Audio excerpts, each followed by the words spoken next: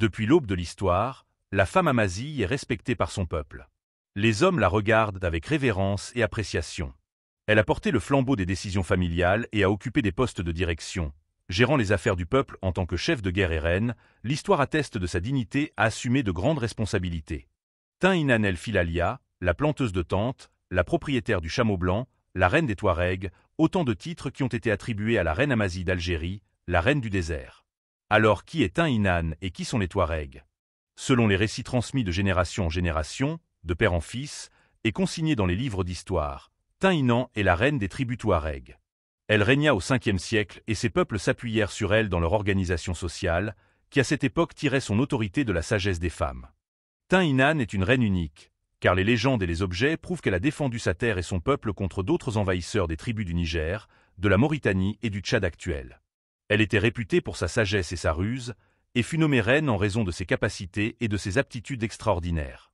Les récits historiques indiquent que le nom Tin-Inan est composé de 2 parties, Tin plus Inan, qui est un mot issu de l'ancien dialecte, Tamaaka, et signifie en arabe « installateur de tentes », les historiens pensent donc qu'elle voyageait beaucoup. Les Touaregs se souviennent encore de son écho dans leurs voyages et leurs pérégrinations. Ils se parlaient des troupeaux de cerfs et de la façon dont ils se sentaient en sécurité en leur présence.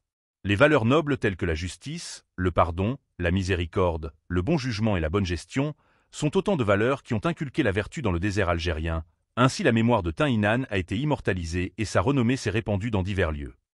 Tin-Inan est venu de la région du Tafilalt, au sud-est du Maroc, monté sur son chameau blanc accompagné de sa servante Takamt et d'un certain nombre d'esclaves, pour s'installer avec sa petite caravane dans la région montagneuse de la Gare, à environ 2000 km au sud de la capitale algérienne, après un voyage fatigant et difficile, plein de dangers. Al-Gare était habité par le peuple Asbatan, connu pour sa nature rude, ses vêtements uniques faits de peaux d'animaux et son culte de la nature. Ils étaient également connus pour parler une langue avec une écriture appelée Tifinagh. Et les Touaregs utilisent encore ces lettres héritées de leurs pères et grands-pères, dans leurs propres écritures et pour décorer leur artisanat. Les récits racontent que la caravane de la reine avait voyagé pendant longtemps et qu'elle avait manqué de provisions et que ses membres étaient presque morts de faim. À un moment difficile, sa servante personnelle, Takama, remarqua les caravanes de fourmis qui transportaient des grains de blé et d'orge.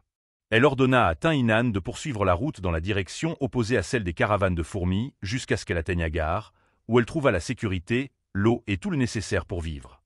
Elle construisit l'édifice de son royaume et introduisit de nouvelles traditions dans la société, notamment le travail, le stockage de biens pour les temps difficiles et la disponibilité constante à vaincre les envahisseurs venus de l'Est. On dit que Tin-Inan exploita sa beauté pour contrôler politiquement une région prospère à l'époque et gouverna un grand nombre de tribus. Toutes les tribus Touaregs actuelles dans les pays du Sahara africain descendent d'elle, et elles sont actuellement réparties entre l'Algérie, la Libye, la Mauritanie, le Niger, le Mali et le Tchad.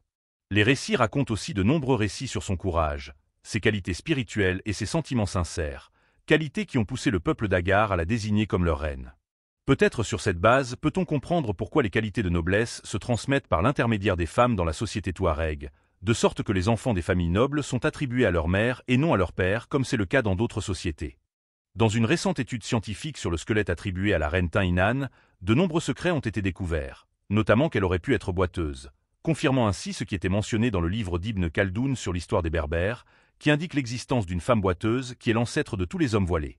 Le livre du savant Ibn Khaldoun rapporte que son fils, Akar, qui plus tard donna son nom à toute la région, fut le premier à se couvrir le visage, et les gens le suivirent et restèrent dans cet état jusqu'à aujourd'hui.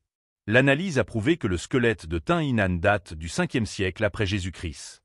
Ce qui signifie que Tin-Inan n'était pas musulmane comme on le dit, car l'islam n'a atteint cette région qu'au 7e siècle après Jésus-Christ.